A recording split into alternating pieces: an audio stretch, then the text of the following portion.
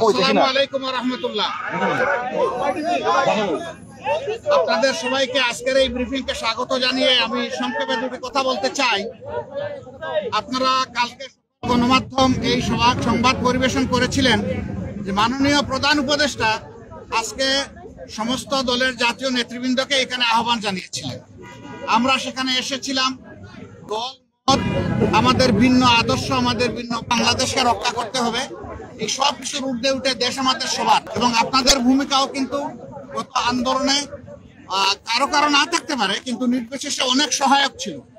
আগামীর বাংলাদেশ গঠনে পথে পথে আমরা বিভিন্ন অন্তরায় দেখতে পাচ্ছি, বিশেষ করে পার্শ্ববর্তী দেশ, তারা আমাদের প্রতিবেশী। আমরা তাদের সাথে সৎ প্রতিবেশী সুলভ সম্পর্ক চাই। কিছু ভূমিকা ছিল অত্যন্ত উস্কানিমূলক, অসহিষ্ণু, অগ্রহণযোগ্য। আপনারা এটা দেখেছেন।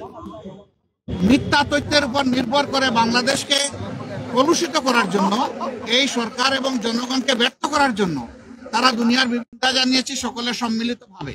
আমরা একটা জায়গায় সবাই আমরা একমত হয়েছি যে আমাদের স্বাধীনতা সার্বভৌমত্বের ব্যাপারে কোনো ছাড় নয়।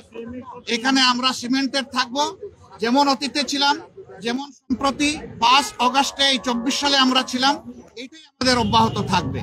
এখানে পরামর্শ এসেছে রাজনৈতিক শীর্ষ নেতৃবৃন্দের সাথে, যেমন মত বিনিময় হয়েছে, সাথে হবে, বিভিন্ন ধর্মীয় সম্প্রদায়ের সাথে হবে, আপনাদের সাথে হবে। আমরা সেই প্রস্তাব রেখে এসেছি। আপনাদের সাথে মত বিনিময়ের পরে একটা জাতীয় ঘোষণা আসবে সরকারের পক্ষ থেকে। আমরা সেই ঘোষণার অপেক্ষায় থাকব এবং এই ক্ষেত্রে আমাদের যার যা প্রয়োজনীয় পরামর্শ আমরা সেটা দিয়ে সরকারকে সহযোগিতা করব।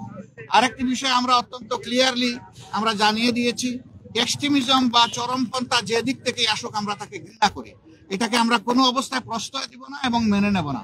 এটা যে রূপ নিয়েই আসুক, সকল রূপের আমরা চরমপন্থাকে আমরা ঘৃণা করব এবং প্রশ্রয় আমরা দিব না কেউ। এই ব্যাপারে আমরা সকলে একমত হয়েছি। আরো অনেকগুলা বিষয়ে কথা হয়েছে। আমাদের দেশের ভাবমূর্তি নষ্ট যারা করছে তাদেরকে বুঝানো যে তোমরা আমাদের প্রতিবেশী, আমরা যদি ভালো থাকি তোমরা, আমরা ভালো না থাকলে তোমরা ভালো থাকবা কেমনে। এই বিষয়গুলো তো আসবে, অবভিয়াসলি আসবে। তো সেই বিষয়গুলো নিয়েও আলোচনা হয়েছে। আমরা আশা করছি জাতি ঐক্যবদ্ধভাবে ইনশাআল্লাহ আগামী দিনের সকল চ্যালেঞ্জ মোকাবিলা করে আমরা চূড়ান্ত সফলতার দিকে এগিয়ে যাব।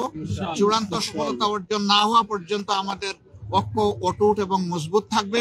চূড়ান্ত সফলতা এসে যাওয়ার পরেও প্রিয় দেশের জন্য আমরা ঐক্যবদ্ধ থাকবো। আপনাদের সকলকে ধন্যবাদ। আসসালামু আলাইকুম। নিয়ে ছোটখাটো কথা হলেও সেটা নিয়ে কোনো কনসেনসাস হয় নাই বা ব্যাপকভাবে কোনো আলোচনা হয়নি। সবাইকে ধন্যবাদ। ভালো থাকবেন। আরো দেখা হবে ইনশাআল্লাহ, আরো কথা হবে। আসসালামু আলাইকুম।